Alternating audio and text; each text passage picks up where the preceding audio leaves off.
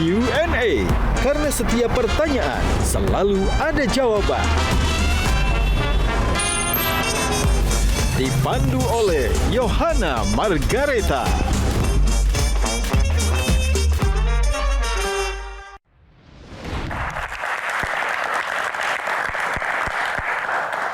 Halo pemirsa, apa kabar? Anda dimanapun berada. Pemirsa, ada orang yang harus bekerja keras untuk dikenal, ada juga yang sudah dikenal bahkan sebelum memulai. Nama bisa membuka pintu, tapi nama tidak pernah berdiri sendirian di ruang sidang. Ekspektasi datang lebih cepat dari pengalaman, sorotan datang sebelum pembuktian. Tapi di balik itu ada tekanan yang tidak selalu terlihat tentang bagaimana membawa nama besar tanpa kehilangan nama sendiri atau jati diri sendiri. Malam ini kita akan mendengar cerita yang jarang diungkapkan tentang berdiri di bawah bayangan, lalu mencoba melangkah keluar dari bayangan itu.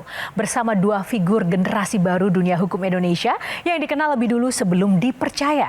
Inilah Q&A Like Father Like Son, Yakub Hasibuan dan juga Sangun Ragado. Kita berikan tepuk tangan untuk bintang tamu kita malam ini. Kita sambut yang paling meriah tepuk tangannya teman-teman. Halo Bang Yakub, halo Bang Aga. Silakan berjabat tangan dulu. Langsung saja, silakan duduk. Apa kabar Bang Yakub, Bang Aga? Alhamdulillah. Lagi sibuk apa? Biasalah pekerjaan. Pekerjaan. Keluarga, biasalah. Kasus-kasus besar. Sama jawabannya kayak. Oke, dan selain bintang tamu kita yang luar biasa, ada juga panelis yang tak kalah luar biasa menemani kita kali ini. Kita berikan tepuk tangan untuk Kang Maman Serman. Dan ada Gian Luigi. Dan yang paling cantik malam hari ini panelis kita ada Amel Carla.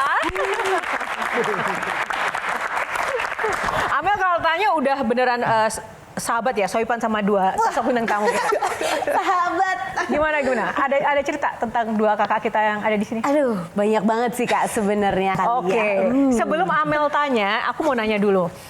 Menjadi pengacara itu memang panggilan hati atau dorongan orang tua? Kalau Bang Yakub? Kalau aku memang panggilan hati. Panggilan hati. Nanti kita cocokkan dengan pernyataan dulu. Sang ayah pernah juga duduk di sini ya. Oh, udah pernah jadi bintang tamu Q&A. Panggilan hati. Tentu panggilan hati. Walaupun tentunya tidak lepas dari sosok inspiratif dari seorang ayah juga. Jadi itu merupakan suatu inspirasi dan menjadi motivasi tersendiri lah. Seberapa besar pengaruh ayah dalam karir Sangat Bang? besar sih, sangat besar tentunya. Oh, secara teknis ada seberapa pengaruh gitu peran orang tua di karir as a lawyer? Ya mungkin karena orang tua di bidang yang sama, jadi ada irisan lah dari karir sama berkeluarga ya. Jadi yang tadinya mungkin karir itu ditinggal di kantor, nyampe rumah itu berkeluarga, ini menjadi ada common ground. Jadi ada hal-hal di mana kumpul keluarga kadang-kadang bisa diskusi mengenai karir juga kan. Gak bosan ya di luar ngomongin hukum, di rumah hukum gitu. Ya itulah, begitulah. Kehidupan ya. Kalau Bang Aga gimana? Sama, kalau misalnya dibilang dorongan atau panggilan sih, saya jujur panggilan juga. Kenapa panggilan? Karena sesimpel waktu saya lulus SMA, waktu ditanya, kamu mau daftar apa? Pertama kan sempat daftar Akpol, nggak masuk. Pulang, pertanyaan ayah tuh cuma satu. Kamu mau kuliah di luar negeri dulu? Zaman dulu tuh apa sih, course gitu lah, course dulu, istirahat atau apa? Atau kamu mau kuliah? Saya langsung bilang saya mau kuliah. Nggak ngomong mau daftar apa. Waktu itu daftar udah bilang ke papa langsung, Pak, aku udah terima kuliah. Ambil apa kamu? Hukum. Waduh, hukum lagi anak gue. Atau apa dulu gitu. Ayah kayak gitu? Ayah gitu dulu, karena emang dia nggak pernah mendorong anak-anaknya untuk jadi lawyer. Tapi sama mungkin jawabannya kayak Yakub. Mungkin kalau dari saya ya, karena memang dibesarkan oleh ayah yang seorang lawyer. Dari kecil saya taunya ayah nih lawyer, suka masuk TV segala macam, sama kan kayak ayahnya lawyer. Ayahnya Yakub, kebetulan kedua orang tua kita nih sahabat juga. Oke. Jadi mungkin itu masuk ke dalam apa ya, alam bawah sadar saya, dan melihat ayah tuh juga sosok yang apa ya, sosok yang menjadi panutan lah buat saya. Karena jadi kalau ditanya gitu sama orang, role model lu siapa sih? Kalau saya simple akan saya jawab dengan pasti ya ayah saya sendiri. Seandainya nih nggak jadi lawyer, pernah kebayang jadi apa nggak? Ya dulu kan daftarnya Akpol ya, mungkin kebayang jadi polisi kan? Mungkin. Terinspirasi dari mana? Nggak ada sih, mungkin karena dulu saya juga SMA tuh di boarding school gitu, ngelihat senior-senior kan. Zaman dulu kan lihat waktu kita boarding school, senior pada pakai seragam kayaknya gagah gitu kan. Anak-anak juga anak SMA kan, pikirannya belum terlalu panjang kan. Mungkin Dulu mikirnya ke arah sana sih. Kalau Bang Yakub, kalau nggak jadi lawyer, pernah kebayang mau jadi apa nggak? Mungkin ya wirausaha aja kali ya. Pengusaha Mungkin gitu pengusaha aja kayaknya. Sebelum kita lanjutkan, ada yang ingin saya tunjukkan dulu. Profil 2 sosok kita malam ini. Yakub Hasibuan, putra dari pasangan Norwati Damanik dan Otto Hasibuan, pengacara sukses yang kini menjabat sebagai Wakil Menteri Koordinator Bidang Hukum, Hak Asasi Manusia, Imigrasi, Pemasyarakatan. Dan Yakub adalah suami dari aktris ternama Jessica Mila.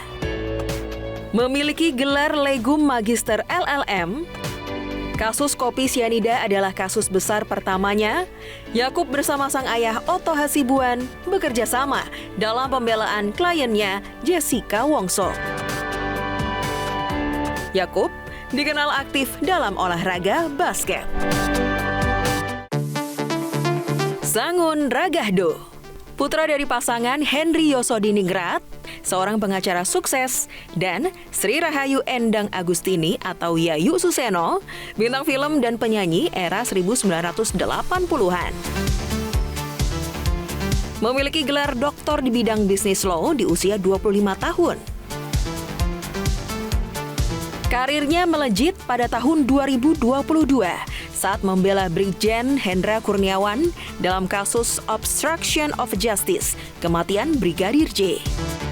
Memiliki hobi otomotif ekstrim dengan koleksi Lamborghini Gallardo, ex-Ferrari 458, dan Porsche 991.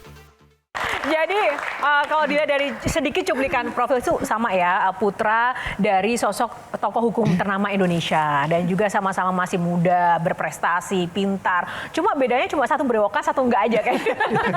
Langsung merasa tua banget saya. Lalu sempat dengan Bang Otto nanganin kasusnya Anand Krishna waktu itu. Oh iya, siapa? Jadi langsung kerasa bahwa ya bapaknya adalah yang terlihat di sini, bapak mudanya nih. Persoalannya kan orang selalu melihat dapat privilege di situ kan. Tapi tentu ada beban di balik nama-nama besar ini. Apalagi kalau berhadapan dengan pengacara yang ternyata seangkatan dengan bapak-bapak kalian. Gimana rasanya tuh? Rasanya mungkin kalau ditanya rasa kan berarti perasaan ya. Rasanya sih tentunya pertama bersyukur. Kenapa bersyukur? Karena tidak semua orang bisa dilahirkan di posisi seperti saya. Dan itu harus disyukuri tentunya. Tapi kembali lagi yang tadi Kang sampaikan juga itu menjadi beban. Tentunya ada benarnya. Ada benarnya gimana? Karena yang saya lihat, saya merasa bahwa ayah saya men-set the bar itu cukup tinggi. Ekspektasinya jadi cukup tinggi. Jadi bukan hanya dari beliau sendiri, dari masyarakat pun pasti memiliki ekspektasi yang sama. Karena mereka melihat, oh sudah terbiasa melihat Pak Otto seperti ini. Jadi kalau melihat anaknya, ya paling tidak harus par at least. Dan itu manusiawi lah, kita semua akui. Tapi menjadi motivasi justru. Bagaimana bisa belajar menyerap semua ilmu dari beliau dan justru bisa lebih dari beliau dari sisi memberikan impact pada masyarakat. Kalau dari Tapi mata pengacara senior melihat, pernah nggak merasa sakit hati banget dengan sudut pandang yang ngeremehin? Ini kan anak kemarin sore gitu. Ada beberapa kali kami juga berhadapan tentunya, tapi dari sisi profesional di pengadilan ataupun di luar pengadilan, diskusi ataupun berdebat dengan pengacara yang jauh lebih senior yang mungkin angkatan ayah saya. Sejauh ini sih belum ada yang terlalu negatif sampai merendahkan atau bagaimana. Tapi pasti merasa sih bahwa mungkin mereka sebelumnya berdebat dengan ayah saya, sekarang berdebat dengan saya. Tapi karena kami memang rekan sejawat, di mana memang kami advokat ini tentunya memiliki kode etik untuk saling menghormati. Jadi itu yang mungkin membantu kita bisa saling menghormati lah. Walaupun kode etik itu ya? Kode etik itu, Kang. Walaupun yang tadi Akang sampaikan, ada nggak lirikan sebelah mata, ya pasti ada lah. Kalau Bang Aga? Kurang lebih mungkin jawabannya sama, tapi mungkin saya akan jawab dari sisi yang berbeda. Kalau ditanya dari awal tadi masalah privilege, tentu itu ya sangat saya syukuri. Dan alhamdulillah saya di lingkungan keluarga saya dari lahir, dilahirkan oleh ibu saya, orang tua saya yaitu ayah saya yang kebetulan memang pengacara senior, mendidik saya sedemikian rupa. Dan akhirnya saya bisa di titik ini tentu tidak lepas dari peran orang tua. Dan kalau misalnya ditanya apakah itu beban, kalau menurut saya ini bukan beban ya, tetapi menjadi motivasi diri. Kenapa motivasi diri? Ayah saya juga sering sekali mendidik, menyampaikan ya namanya pesan orang tua ke anak kan. Orang tua juga pasti pernah bilang, kamu bagaimana juga kalau misalnya lagi beracara atau berhadapan dengan orang lain, pasti ada nama papa di belakang kamu. Jadi jangan sampai orang itu overestimate sama kamu, tapi kamu nggak tahu apa-apa. Nah dengan saya seperti itu kan saya juga mikir lagi, oh berarti saya juga harus lebih banyak belajar justru. Jangan sampai saya ketemu orang yang mungkin tidak senior tapi junior, ternyata pengetahuannya lebih luas daripada saya. Sempat nggak ada momen merasa tertekan? Pernah juga, ini sekali saya nggak pernah lupa sampai sekarang. Saya ketemu advokat yang memang senior, mungkin umur sekitar 40-50. Dia pernah bilang waktu itu ya, dia emang kebetulan nggak tahu, maksudnya nggak tahu background saya siapa. Karena saya juga jujur, pada saat saya mungkin lagi di penyidikan atau lagi mungkin gelar perkara gitu, saya ketemu orang lain, saya nggak pernah bilang saya siapa, kan buat apa kan. Saya datang hadir dengan profesional saya, waktu itu saya lagi sendiri. Dulu pernah dibilang, kamu anak kecil bukan level saya. Digituin kan ya? Pernah kali Panas, panas dong ya kan? Pernah. Ya, Bapak mungkin lebih senior daripada saya, tapi ya kita bekerja secara profesional. Saya sampaikan juga secara halus, saya menghormati Bapak. Cuma belum tentu juga loh Bapak lebih daripada saya ya. Sesimpel itu aja. Akhirnya di situ saya sampaikan pendapat-pendapat saya, yang lain pada sepakat sama saya. Jumlah follower mempengaruhi hoax. Oh iya, kalau itu ya. Kalau follower sih ya masih kita kan hidup di sosial media kan. Semakin sering kita muncul gitu, pasti kan follower makin banyak. Yakub ini, nih, saya kenal Yakub udah lama. Oke, ceritakan apa? Saya kenal Yakub udah lama. Udah 11 tahun, 12 tahun lah saya kenal beliau. Instagram itu private. Follower cuma 900, 800. Sejak menikah dengan artis, sekarang ratusan ribu. Nambahnya kurang berapa kali lipat ya. Karena apa ya? Karena Yakub sekarang sering muncul di sosial media, orang-orang makin banyak tahu. Ya udah itu impact, dan menurut saya juga bukan suatu hal yang negatif sih. Nah, Bang Yakub sendiri enjoy dengan impact itu nggak?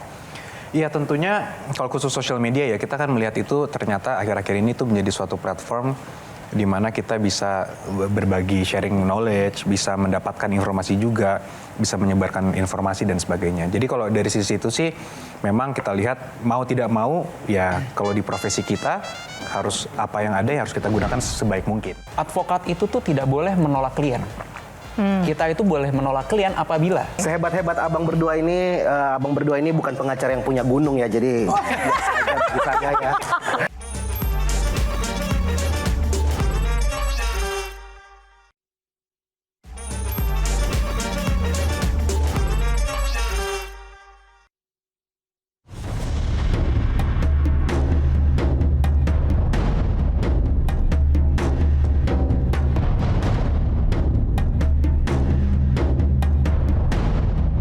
Sebagaimana kita selalu sampaikan di awal, Pak Jokowi tentunya sangat menghormati, sangat mendukung proses hukum yang ada.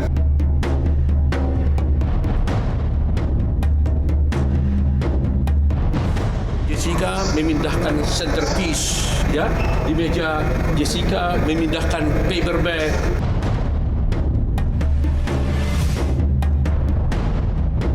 Yaitu, satu, apakah Mahkamah Konstitusi berwenang untuk memeriksa pelanggaran prosedur pemilu yang terjadi dalam Pilpres 2024? Hendra Kurniawan dan juga Agus Nurpatria yang merupakan klien dari Mas Aga. Ya.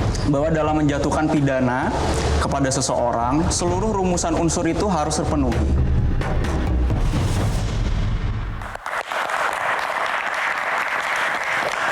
Kalau Bang Yakub sama Bang Aga, kan yang dihadapi itu kan kasus-kasus besar. Ke Bang Yakub dulu, apalagi ini dari kasus Jessica sampai dengan kasusnya ijazah Pak Jokowi. Di balik layar itu pernah mendapati hal-hal tidak mengenakan nggak? Misalnya kayak ancaman-ancaman tertentu yang mungkin dari pihak yang kontra misalnya gitu.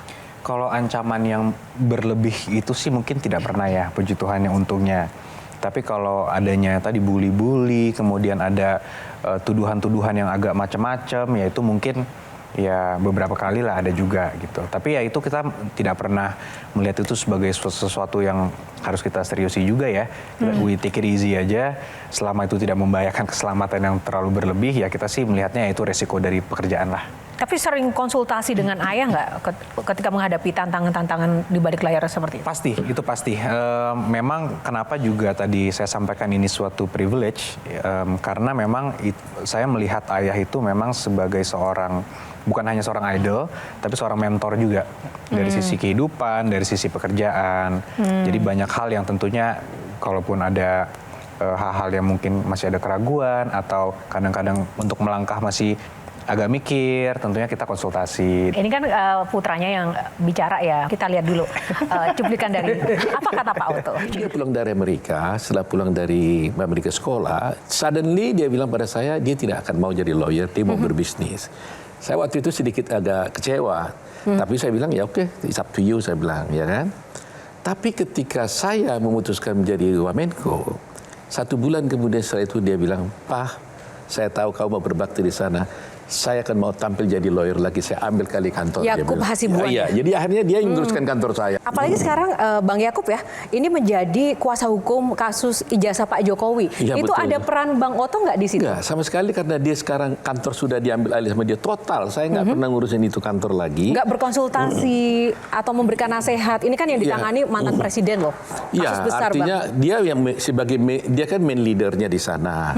Ya, tentunya karena kasus ini dulu sebelum dia tangani, artinya sebelum dia yang ambil alih jadi leader di dalam perkara itu, saya kan dulu yang megang perkara itu Pak Jokowi. Ya. Kira-kira 2 tahun yang lalu, pada waktu itu Pak Jokowi masih presiden, ya kan? Nah, waktu itu saya tangani, Yakub ada di situ, tapi dia masih belum aktif karena dia nggak mau jadi lawyer sebenarnya.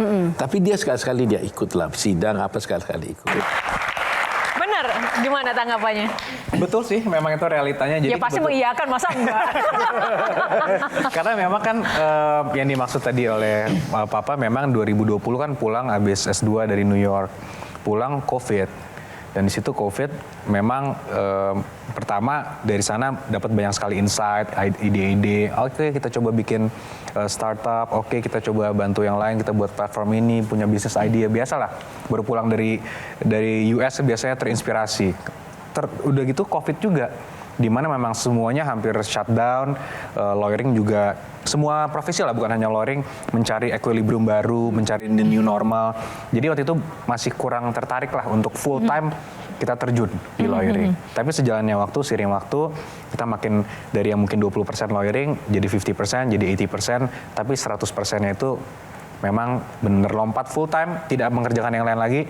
Itu purely ketika memang Papa ditunjuk menjadi Wamenko. Oke, senafas ya, sejalan dengan saya. Nah, kalau Bang Aga jangan senyum-senyum aja nih Bang Aga. Tantangan paling berat yang pernah dihadapi dan ada nggak ancaman dari kasus-kasus sangar yang pernah ditangani? Kalau ancaman ke saya pribadi sih jujur alhamdulillah sampai sekarang belum pernah. Dan jangan sampai pernah, berarti kan belum pernah, nggak pernah sekarang. Cuma kalau sama kayak Yakub tadi, cyberbullying atau apa pasti ada lah. Kalau saya juga orang tipe yang jujur, mungkin sama kayak Amel ya, suka nge-scroll gitu, ada komen. Banyak aja yang komen, hate comment sih pasti ada. Lu juga pasti ada kan? Banyak. Ada. Waktu Sambo juga ya? Ada, banyak. Yang komen itu banyak itu komen kayak, ini pengacara kemarin sore, ini kayaknya masih magang. Waktu itu padahal saya mungkin mukanya muda kan.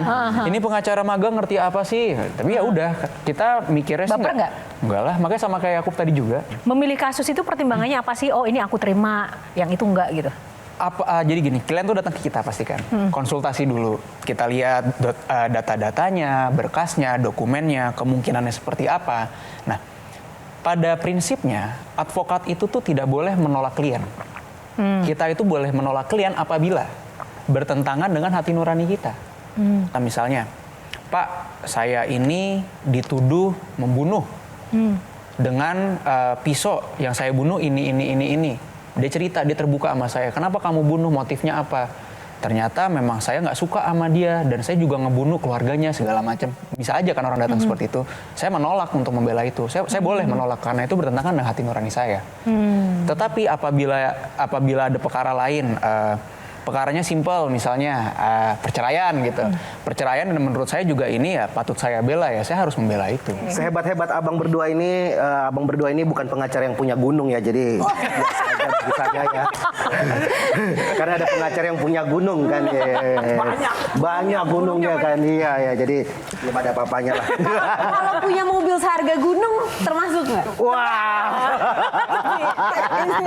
Pertanyaanku adalah masih ingat nggak momen pertama kali masuk ke ruang sidang? Seberapa deg-degannya, nervousnya, dan apa yang ada di pikiran? Ketakutan apa sih yang terjadi? Itu yang pertama. Yang kedua, jumlah followers mempengaruhi red card nggak sih?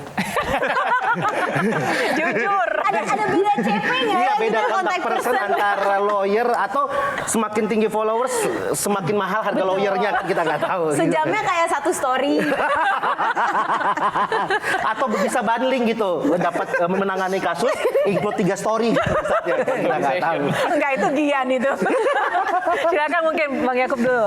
Iya, kalau pertanyaan pertama Bang, masih ingat exactly kapan pertama dan ada deg-degannya. Maksudnya nggak perlu bohong lah, memang pastilah namanya pertama kali kan ada deg-degannya. Deg-degannya kenapa? Takut salah ngomong. Kenapa? Karena kita bukan mewakili diri kita sendiri.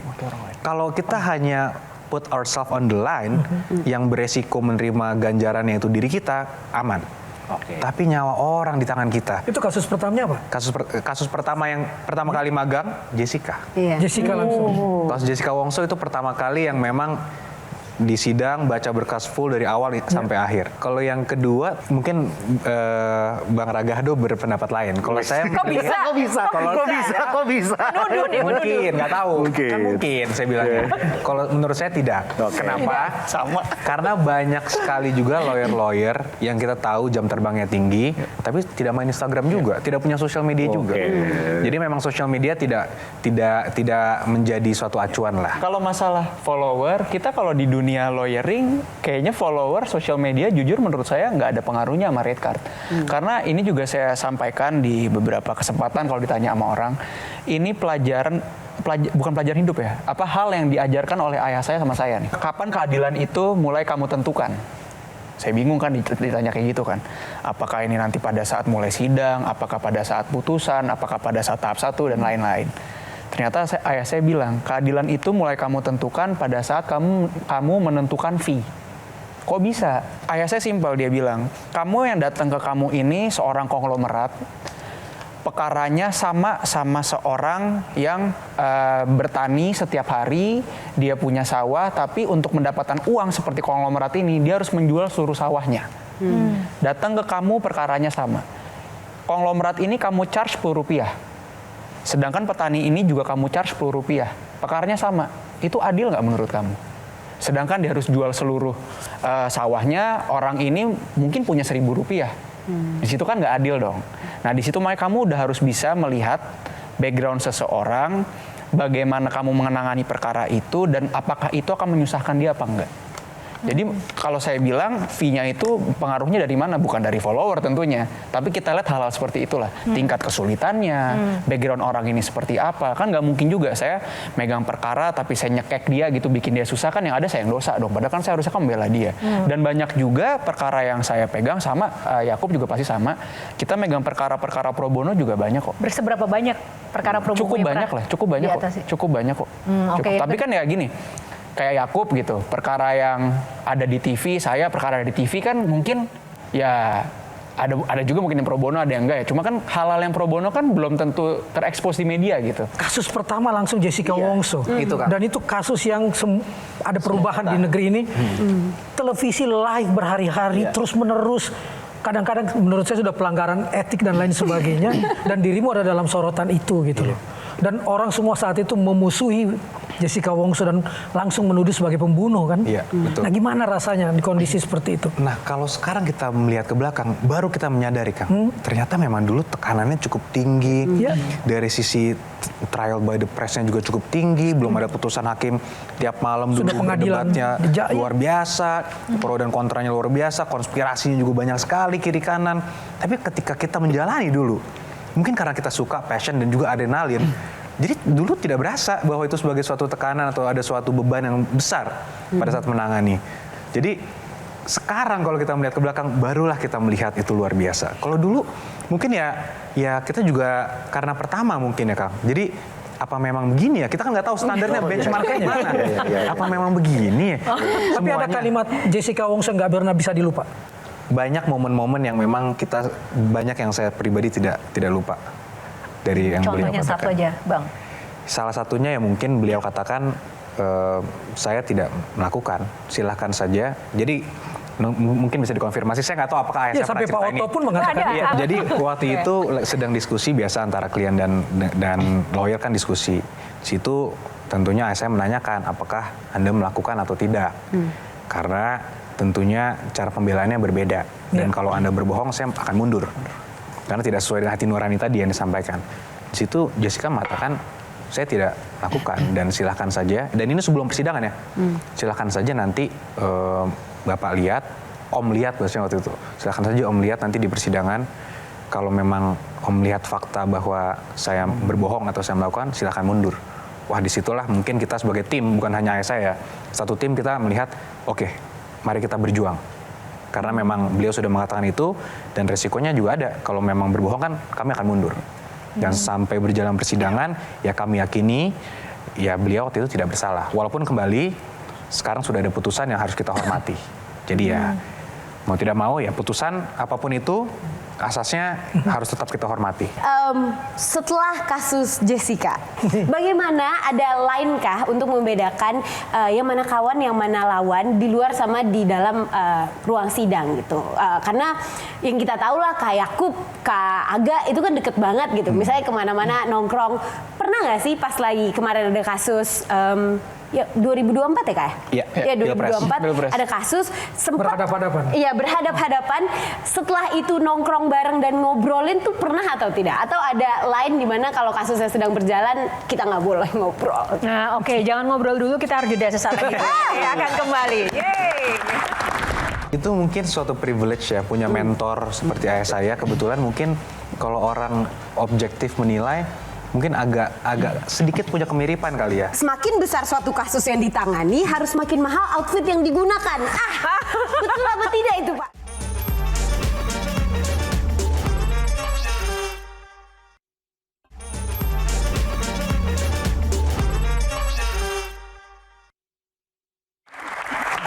Kembali di Q&A masih bersama Bang Aga dan juga Bang Yakub. Bang Aga, langsung aja jawab. Kalau kasus saya sama Yakub ya, ini 2024 terkait Pilpres, dan kebetulan juga orang tua kita kan juga di sisi yang berseberangan ya. Tapi saya ingat di satu wawancara, saya lupa mungkin di Metro juga atau mana, Om Oto, papa saya seberang-seberangan, ada satu kalimat yang saya ingat sampai sekarang. Saya sama Oto, Om Oto maksudnya, saya sama Oto boleh berbeda pandangan, tetapi tidak ada hal satupun yang bisa memecah belah kita berdua. Dan itu menurut saya juga ini hal yang sama saya sampaikan kepada Yakub juga. Ketika kita ada perbedaan pandangan dalam suatu pekerjaan yang saya bilang misalnya A dengan point of view ini, Yakub juga punya point of view lain.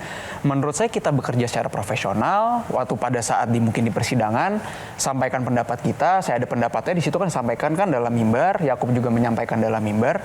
Cuma di luar kita tidak berseberangan, tidak berseteru juga. Karena yang kita kerjakan pure profesional sih. Pertemanan kita menurut saya sih suatu pertemanan yang positif ya. Jadi ya kita nggak pernah tuh ada yang ribut-ribut gitu. 12 tahun nggak pernah ribut ya baru. Nah, menjadi lawyer itu baiknya memang kita sudah selesai dengan urusan materi, itu lebih baik, atau memang membangun dari nol yang memang kita harus memisahkan diri dari materi dulu, atau seperti apa? Itu suatu hal yang bisa sejalan, kita membangun dari awal. Karena Om Oto, papa saya itu orang dari Lampung. Gede di Lampung, waktu itu lahir di Krui. Krui itu jauh lah, pesisir, di pantai. Ayah saya baru ke Jakarta itu tahun 1980 kalau nggak salah. Lahir 54, Om Oto 55. Om Oto juga dulu lahir kan di Sumatera Utara ya, Bar? Betul. Di Sumatera Utara, di Siantar. Waktu itu ke UGM, habis itu merantau ke Jakarta, membangun karirnya. Ya ketemu di Jakarta, kedua orang tua kita membangun karirnya masing-masing. Dan sekarang ada titik ini. Jadi menurut saya untuk menjadi lawyer sih, apakah harus selesai dengan materinya dulu? Kalau menurut saya tuh bisa dibangun, merintis dari awal sehingga ada di suatu titik tertentu. Tapi mungkin kalau ayah saya mengajarkan, kalau dalam berpolitik, saya nggak tahu, saya bukan orang politik soalnya. Ayah saya bilang, kamu harus selesai dulu dengan materinya, baru kamu berpolitik. Nah mungkin kalau politik iya, tapi kalau dalam segi lawyer atau hukum menurut saya sih enggak sih. Oke, Dian deh. Kompromi dalam menangani kasus. Batas kalian tuh apa sih? Ketika melihat sebuah kasus, terus membela orang, ada nggak hal-hal yang kalian, oh yaudah deh ini gue kompromikan, atau kalian saklek dengan apa yang pemahaman kalian? Kalau saya cukup saklek sih Bang, cukup saklek dalam arti dari awal ketika bertemu dengan klien ada hal yang tentunya kita sampaikan, diskusikan dari sisi nilai-nilai, value-value sendiri. Contoh, Anda harus jujur, tidak boleh berbohong dari awal. Kalau sampai ada saya tahu Anda berbohong, saya berhak mundur dan sebagainya. Itu memang dari awal dari awal pasti sampaikan itu Kang. Dari awal kita sampaikan diskusi semua harus jujur karena kembali lagi ini untuk kepentingan Anda, untuk kepentingan klien. Ya. Itulah mengapa juga kita ini kan bertindak tadi, apakah personalianya ketika kita bersidang itu akan berantem atau tidak. Di sidang mungkin kita berhadapan, kayak di MK, di Pilpres kita berhadapan. Pulang dari situ kita ngopi bareng juga. Kenapa? Ketika kita masuk ke persidangan, kita kan bertindak untuk dan atas nama. Ada kuasa. Jadi ketika kita masuk sidang pakai toga, itu bukan untuk kepentingan kita, kepentingan klien yang kita utamakan. Ketika keluar, kita menjadi diri kita sendiri. Kita diskusi mengenai kehidupan pribadi. Tapi aku mungkin mau menyentuh kembali lagi ke kekayaan, ya kan? Ini dia mewakili masyarakat. Betul, netizen, Gen Z yang enggak guys. Tenang aja, aku wakilin kok. Pertanyaannya, apakah benar semakin besar suatu kasus yang ditangani harus semakin mahal outfit yang digunakan? Betul apa tidak itu Pak? Boleh tolong dijawab abang-abangku. Terima kasih. Coba dulu Bang Aga. Outfit itu kan kita gunakan ya keseharian. Kalau misalnya aku nih Mel ya kemana-mana kan maksudnya kita bisa diketemu kan. Oh iya benar. Outfit maksudnya outfit mau sidang, outfit mau pergi kan sama aja karena kita ini berpenampilan baik. Justru itu tuh apa ya, pelajaran kecil kali ya. Percaya diri itu dimulai dari diri sendiri. Kita ngaca ngeliat diri kita berpenampilan baik, tentu kita akan percaya diri. Apalagi kita mewakili seseorang, siapapun itu. Dengan kita tampil baik, tampil dengan outfit yang apa ya, enak dilihat gitu terbaik kan, tentu gitu ya? terbaik. Tentu klien kita juga akan merasa happy dan bangga diwakili oleh kita. Gitu Bang, kalau Bang Yaakub. Bagus banget. Perfectly said. Itu yang bikin saya tertarik. Dua anak muda ini kalau debat di televisi tidak bisa menjaga emosi gitu loh. Lawannya yang punya gunung, yang punya apa itu bisa meledak-ledak, dia tenang aja. Belum pernah kan naik meja sidang, belum pernah kan? Iya, maksudnya nanya aja. Ini latihan. Latihan ya. Itu gimana atau tuh? gimana? Karena abang-abang gampang banget kan orang terpantik di televisi. Kalian, saya paling sering lihat Yaakub nih Tenang. flat aja tuh, datar aja mukanya. Gimana itu tuh? ada sekolah khususnya. Itu mungkin suatu privilege ya, punya mentor seperti ayah saya. Kebetulan mungkin kalau orang objektif menilai, mungkin agak sedikit punya kemiripan kali ya. Profilnya saya dengan ayah saya juga, saya jarang melihat beliau juga meledak-ledak emosional. Jadi mungkin secara tidak langsung juga ya terdoktrin, terbiasa dari cara gaya, style itu mau tidak mau ya mirip dengan mentor. Itu kan biasa saja. Pemain bola juga gitu, coachnya seperti apa biasanya gaya mainnya biasa mirip begitu. Nah itu mungkin kalau pandangan saya mungkin dari situ kali Kang. Dirimu, ini kan bapaknya ada meledakan enggak? Iya benar. Bapaknya polar opposite kembali. Polar opposite itu. Bagaimana tuh Bang Aga? Enggak, ini juga mungkin ayah saya juga sering bilang, kamu nih kayaknya orangnya sabar banget ya. Beda sama papa. Kalau misal papa gitu. Kami wartawan takut sama bapak. Gimana ya kalau misalnya ini yang saya yakini sendiri ya Kang ya. Menyelesaikan masalah itu tidak melulu harus dengan emosi. Toh yang penting kalau misalnya kita lawyer, kita ini kan berbeda pandangan, menyampaikan pandangan, menyampaikan pendapat demi kepentingan klien. Selama kita bisa berdebat dengan cerdas, dengan baik, menyanggah suatu pernyataan, menjawab suatu pertanyaan dengan bagus, dan itu sudah bisa diterima dengan masyarakat sekarang, menurut saya sih itu sudah cukup. Ya saya mikirnya ngapain sih harus marah-marah, kalau saya sih mikirnya gitu ya. Kamu nggak pernah bilang gitu sama bapakmu, ngapain sih di rumah? Wah, agak sulit tuh Kak, jujur. Tadi aku pengen nanya sih, lebih sulit berdebat dengan pengacara lawan atau bapak sendiri sih? Wah, pertanyaan best. Bapak sendiri. Bapak sendiri. Enggak, maksudnya enggak. Bapak saya ini kan ya bisa dibilang kan ilmunya udah tinggi lah. Saya kadang ngomong apa saya punya pendapat sendiri atau dia ada pikiran yang out of the box. Akhirnya saya kan udah langsung mikir kayak, ya juga ya benar dia ya. Udah diam gitu kan. Tapi menurutku Bang gini. Bang Aga, maaf motong. Tapi Bang Aga ini kan udah S3, udah doktor. Jadi apa yang diomongin sama Bang Aga adalah doktrin hukum, ya kan? Ini yang selalu aku yakini juga. Pendidikan itu sebetulnya kalau dalam profesi kita itu tuh nggak selamanya merupakan suatu hal yang mutlak gitu. Tentu yang lebih penting dalam pekerjaan kami, advokat, lawyer, itu adalah jam terbang. Jadi mungkin banyak lawyer yang cuma dalam tanda kutip ya, cuma lulusan S1 atau mungkin hanya S2. Tapi jam terbang mereka jauh lebih tinggi daripada saya. Saya nggak bisa merasa bahwa saya lebih pintar daripada mereka meskipun saya udah S3. Jadi makanya saya selalu bilang terhadap yang lebih tua pasti saya selalu hormat. Bang Yaakob dulu belum jawab. Lebih susah berdebat sama ayah atau klien walaupun ayahnya juga sabar juga ya. Lebih susah sama lawan kayaknya karena lawan ini kadang-kadang kalau sama ayah tuh nggak pernah melihat itu sebagai sesuatu yang susah berdebat ya, karena kita saling senafas tadi. Iya, saling diskusi. Artinya ketika ada yang salah atau apa, justru bener juga ya. Jadi justru kita membangun bagaimana bisa lebih dalam lagi analisanya dan sebagainya. Jadi saling support. Tapi kalau lawan ini kan tadi abang bilang tiba-tiba lawannya naik meja kan kita juga bilang. Bisa lawannya tiba-tiba melakukan atraksi-atraksi ini kan. Dan kadang-kadang kita lagi ngomong baik, tadi Kang Mawan bilang gimana bisa tenang. Ya kadang-kadang juga kita sebenarnya di balik kepala juga udah pengen terpancing juga, Kang. Cuman itu kan strategi mereka untuk biar kita buyar juga. Kita lagi ngomong tenang, poin kita sudah sangat bagus. Tiba-tiba mereka potong-potong lawan-lawan. Kalau kita terpancing, kita jadi nggak bisa sampaikan apa yang kita mau sampaikan. Jadi atau justru seperti bapakmu, makin bapakmu tenang, makin diam, kita makin takut untuk nanya. Bisa jadi. Cukup menguntungkan tidak sih, atau memang juga menjadi bagian dari lahan strategi pekerjaan sebagai lawyer nggak ketika harus menangani public figure apapun case-nya gitu? Seperti apa? Lebih memilih case yang terkait dengan dunia ketokohan yang terkenal atau yang biasa-biasa aja? Singkat aja mungkin Bang. Iya, kalau pemilihan kasus sih tidak ada hubungannya sama public figure ya. Cuman kalau tadi pertanyaan seperti itu, ya bagaimanapun tidak bisa dipungkiri karena kita ini di dunia profesional, kita advokat, dokter, arsitek, semakin banyak dikenal kan mungkin pasti semakin banyak klien yang tahu kita dan mungkin datang ke kita. Soalnya kan memang ada yang strateginya memang pas ada momen tertentu memilih untuk menawarkan menjadi lawyer di case itu. Biasanya dulu kan ada pengacara yang kalau datang ke wartawan, kalau ada artis cerai kasih ke gue ya. Nah itu, kenapa yang menarik ya? Kita sebetulnya dalam kode etik advokat kita itu tidak boleh menawarkan diri. Itu selalu ditanamkan itu oleh kode etik ya. Kode etik itu, dan itu selalu ditanamkan oleh ayah saya juga. Kita ini nggak boleh menawarkan diri. Terus dapat klien dari mana? Ya kayak tadi aku bilang, semakin kita dikenal banyak orang dan mungkin klien-klien lama kita puas dengan kinerja kita, ya word of mouth ujungnya. Orang merekomendasikan siapa, saling rekomendasikan, akhirnya orang datang ke kita. Pertanyaannya pernah diingetin nggak? Tadi kan Bang Yaakob. Ya support pastilah, support. Cuman bukan hanya lawyer. Pertanyaannya pernah diingetin.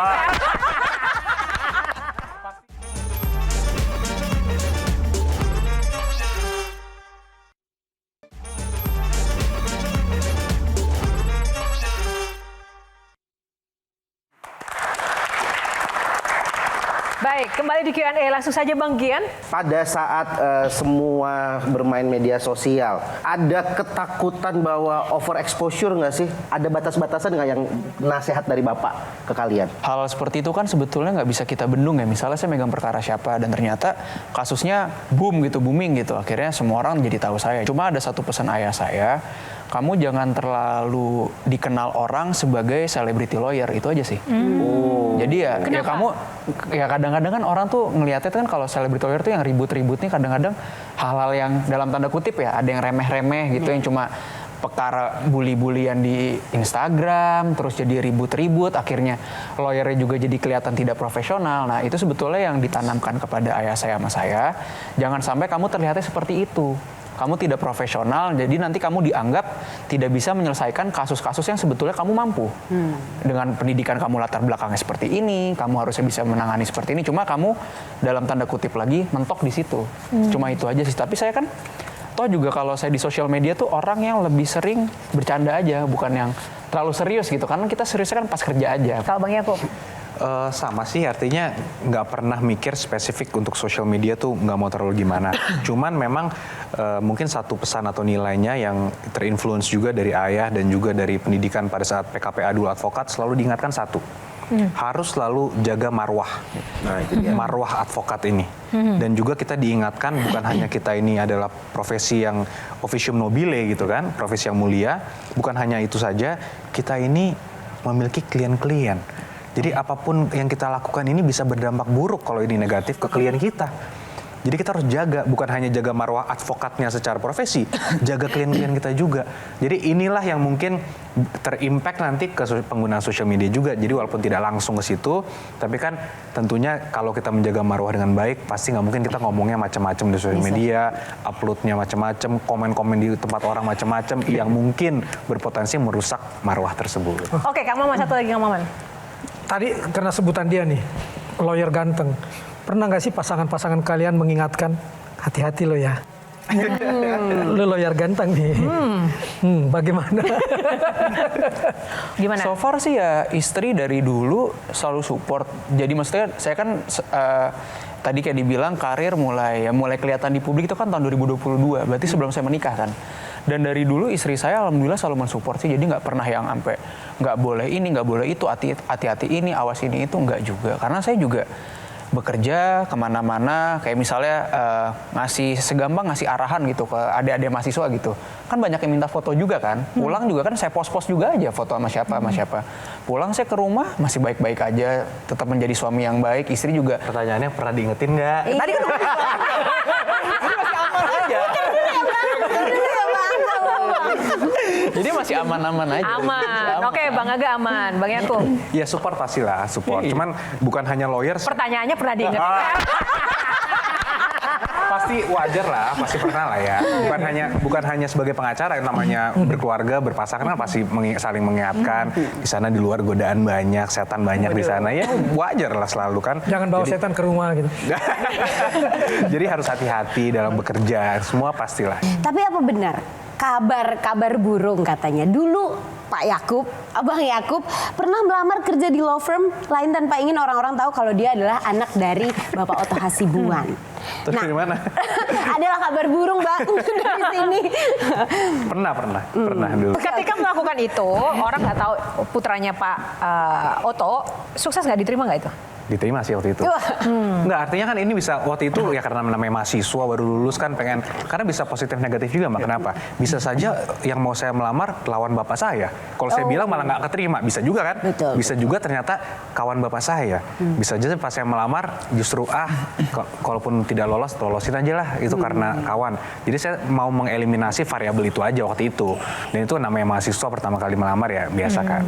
Jadi dulu say no to Depo baby, sekarang embrace it aja anyway. Ya karena mau nggak mau kan itu tidak bisa dihilangkan kan title itu. Walaupun kembali lagi namanya di profesi kita ini kan reputasi dan kerja keras ini kan puluhan tahun itu untuk menjaganya, tapi satu hari bisa hilang gitu. Bapak kamu kan bisa bikin granat dan itu sampai sekarang. Iya.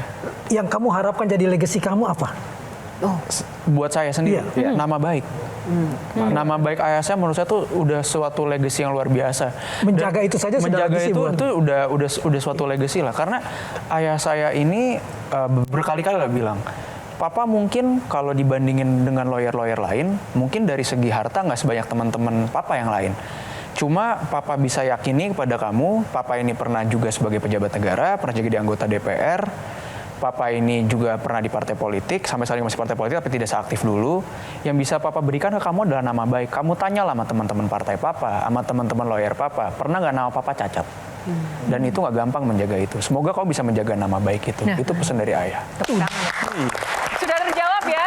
Aku satu pertanyaan terakhir. Oke. Ini pertanyaan satu kata aja. Mohon dijawab abang-abang. Dari 3 pilihan ini, menurut Abang Yakub dan Abang Aga yang mana?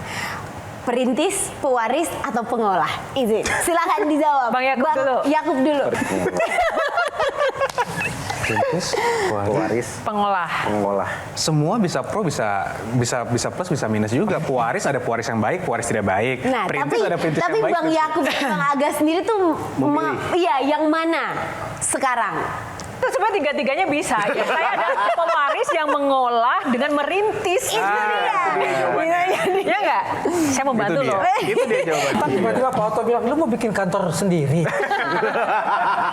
Bang Yakub dan juga Bang Aga, boleh dong sekarang disampaikan pesan-pesannya untuk pemirsa Q&A, apa yang benar-benar value, apa yang mungkin harus dimiliki, bebas terkait dengan masalah hukum, atau bagaimana kemudian membangun sebuah karir, atau bagaimana menyikapi hidup di tengah era yang sekarang. Mungkin dari Bang Yakub dulu berbagi value. Oke, mungkin lebih spesifik aja ke teman-teman, rekan-rekan, adik-adik yang masih muda juga, jangan khawatir juga. Perjalanan itu masih panjang tentunya. Terus fokus kepada mimpi kita masing-masing, kerja keras. Rezeki itu sudah ada yang mengatur. Selama kita selalu jujur, berikan yang terbaik, pasti semua diberikan kemudahan dari yang di atas. Jadi ya, terus fokus, terus berjuang, terus semangat. Terima kasih, Bang Aga. Bingung juga ya. Kalau buat saya sih, yang selalu saya tanamin, menjaga nama baik itu lebih penting daripada mencari uang. Itu yang saya yakinin. Karena rezeki itu sudah ada yang mengatur. Cuma nama baik ini bagaimana kita menjaganya. Nama baik ini bisa hancur dalam sehari, sedangkan kita membangunnya telah berpuluh-puluh tahun. Jadi menurut saya, nama baik itu jauh lebih penting daripada harta. Titip satu dong. Apa? Hitam putih Indonesia tetap WNI ya. Gimana tanggapan titipan Kang Maman? Siap. Siap. Pasti. Pasti, Amin. pasti. Amin. Amin. Merah putih. Merah putih, harga mati. Benar. Baik, luar biasa sekali. Terima kasih Bang Yakub dan juga Bang Terima Aga kasih. inspirasinya. Ini waktu yang sangat langka dan juga spesial di tengah kesibukannya yang luar biasa berkenan di Q&A. Sudah hadir untuk teman-teman mahasiswa juga yang bisa belajar malam ini. Teman-teman terima kasih ya. Thank you. Panelis kita yang luar biasa ciamik, thank you. Dan pemirsa, demikianlah episode Q&A kali ini. Semoga dapat memberikan manfaat dan juga inspirasi bagi Anda yang menyaksikan dimanapun Anda berada. Atas nama kru yang bertugas, saya Yohana Margareta pamit undur diri. Terima kasih atas kebersamaan Anda. Jangan lupa, karena setiap pertanyaan selalu ada jawaban. Sampai jumpa lagi. Baik.